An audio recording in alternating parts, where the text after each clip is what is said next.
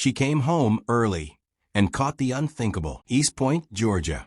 Whitney James wasn't supposed to be there. Her afternoon meeting had been canceled last minute, giving her an unexpected free hour. Most days, she picked up her daughter, Layla, from daycare around 4 p.m. But today, something felt off. A mother's instinct, the kind that whispers without words, pushed her to go early. She pulled up to Little Steps Academy at 2:47 p.m., the parking lot still half empty. The Georgia sun baked the pavement, and cicadas buzzed in the distance. As she walked toward the building, she imagined Layla's excited squeal, her tiny arms wrapping around her legs. But when she opened the daycare door, what she saw stopped her cold. In the far corner of the playroom, away from the other kids, Layla sat on the floor, crying silently, shoulders shaking. Towering above her was Miss Karen, a tall, pale-skinned woman in her 50s. Her face was twisted in something Whitney could only describe as disdain. And then it happened. Miss Karen reached down and grabbed Layla's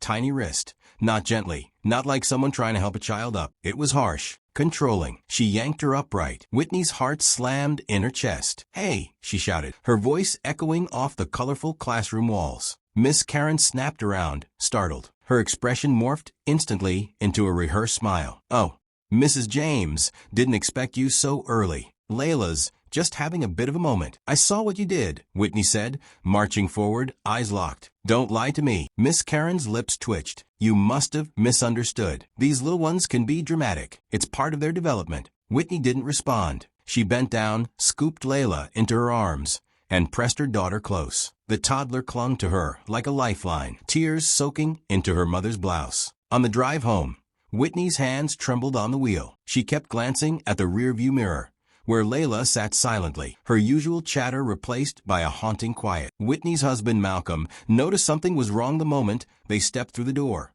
"She was rough with her," Whitney said, voice shaking. "Right there, in front of me." Malcolm's jaw clenched. "She touched our baby? Like that? She didn't think I'd catch her." Malcolm sat down slowly, rubbing his chin. "We trusted them. We trusted that place." The next morning, they returned, this time with Layla in Malcolm's arms and a different energy in the air. There was no warm greeting, no smiles, just icy stares and stiff words. "We need to speak to the director now." The receptionist hesitated but gestured toward an office. Inside, Director Shaw sat behind a pristine desk, dressed in a tailored suit that couldn't quite mask the look of unease in her eyes. Whitney got straight to the point. "I witnessed one of your staff physically mishandling my daughter yesterday. That's a serious accusation," Shaw replied coolly. "We take all concerns very seriously." "Then you won't mind showing us the camera footage," Malcolm added. Shaw hesitated. "The footage is for internal review only." "Why?" Whitney asked sharply. "What are you hiding?" "We're not hiding anything," the director said, but her voice lacked conviction. That night, Whitney couldn't sleep. She lay beside Layla, who had finally drifted off, thumb in mouth and her tiny hand curled in Whitney's hair. But Whitney's thoughts spun. What if this wasn't the first time? What if her daughter had been suffering in silence for weeks?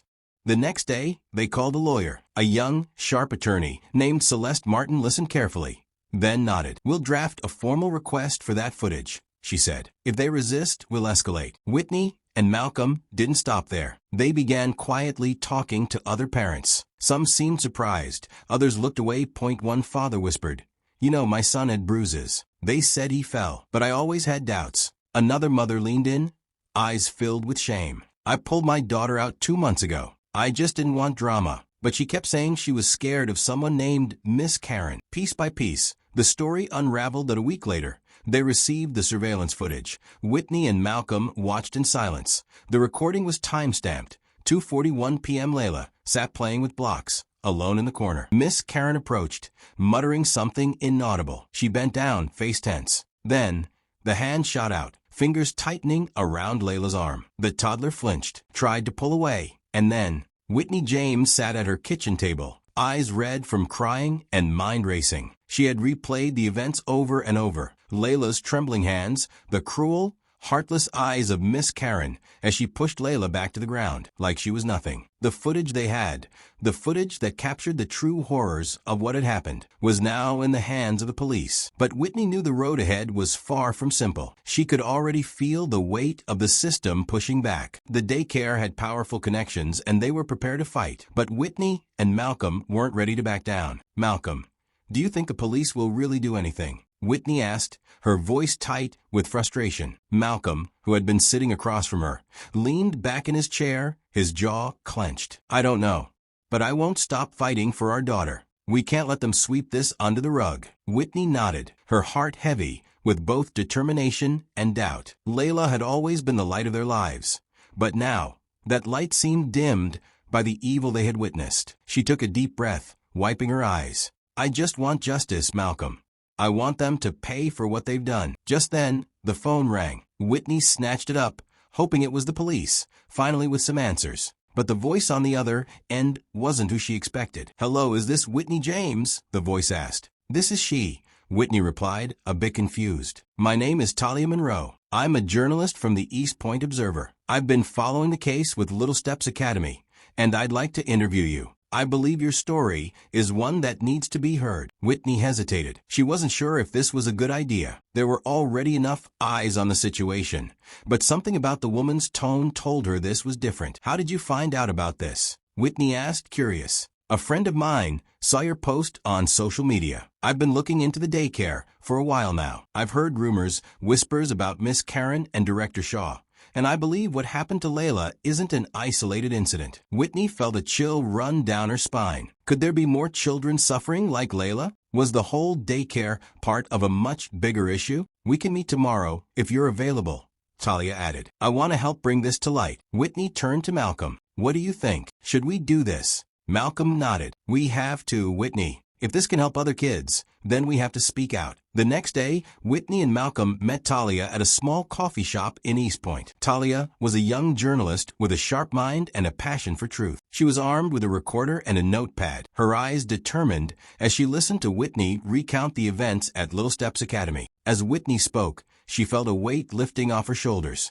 Talia wasn't just interested in the story. She seemed genuinely moved by what had happened to Layla. She promised Whitney that she would make sure the daycare's wrongdoings were exposed, no matter the cost. This isn't just about your daughter, Whitney, Talia said, her voice steady. This is about every child who has been mistreated, ignored, or hurt by people they should trust. Whitney felt a spark of hope for the first time in days. Maybe, just maybe, this was the breakthrough they needed. But it wasn't going to be easy. She knew Director Shaw and Miss Karen wouldn't go down without a fight. They had too much to lose that a week later, the story went public. The East Point Observer published an article that included Whitney's emotional interview, the footage from the daycare, and the growing public outcry. It wasn't long before local news outlets picked up the story, and the protests outside Little Steps Academy began. Parents who had once trusted the daycare started to speak out, sharing their own disturbing experiences with the staff. One mother recounted how her child had been left in a corner for hours without attention. Another parent described how Miss Karen had dismissed her concerns when she asked about her child's sudden behavior change. IT wasn't just Whitney's fight anymore. It was a community coming together, united by the need for justice. But the battle was far from over. The daycare's legal team fought back, claiming that the footage was taken out of context, that Whitney and Malcolm were overreacting. They tried to discredit the parents and paint them as unreasonable. They had money, power, and influence. But Whitney and Malcolm had something that mattered more: truth, love, and the unwavering will to protect their daughter. Days turned into weeks, and the pressure mounted. Whitney and Malcolm attended protests, gave interviews, and continued to push for accountability. But they were exhausted. Their fight had consumed everything: time, energy, and peace of mind. Yet, they knew they couldn't stop. Then came the news they had been waiting for. A judge ruled that there would be an official investigation into Little Steps Academy. It wasn't the end, but it was a step in the right direction that as Whitney sat on the couch that night, Layla asleep in her arms. She whispered a prayer. Please, God, give me the strength to see this through. For Layla.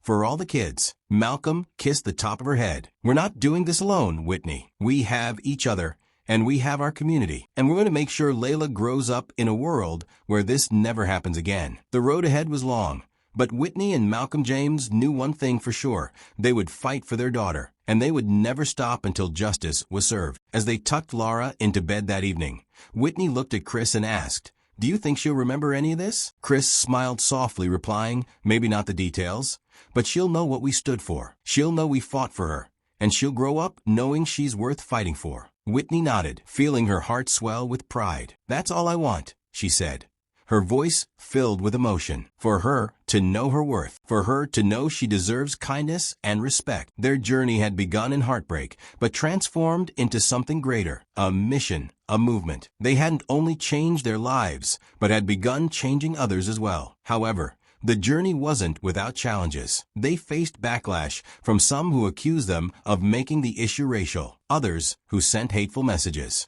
It was painful, but they didn't let the negativity stop them. They knew the truth and saw the difference they were making. That evening, as they watched Laura chase fireflies in the yard, Whitney thought about how far they come. The pain of witnessing Laura's abuse seemed distant now, replaced by the joy of seeing real change take place. It had been an emotional roller coaster, but their love for Laura and belief in justice had never wavered. Chris squeezed her hand, adding, "It all started with us fighting for her. But now we're fighting for every child, every family that feels powerless." Whitney looked up at him, grateful. "I used to wonder why it happened to us," she said. "But now I see it wasn't just about us. It's about every family that's ever felt hurt and ignored." Chris nodded firmly. "And we won't stop," he said. "Not until every parent feels heard. Not until every child is safe." Turning to the camera, Whitney spoke earnestly. "This isn't just about us. It's about all of us. We want to hear your story, your struggles, your challenges. Together, we can make a difference." Chris added, "We're stronger when we share our stories. Let's stand together to create change." Whitney smiled, filled with hope. "Your voice matters. Together, we can create a world where every child is treated with dignity and respect."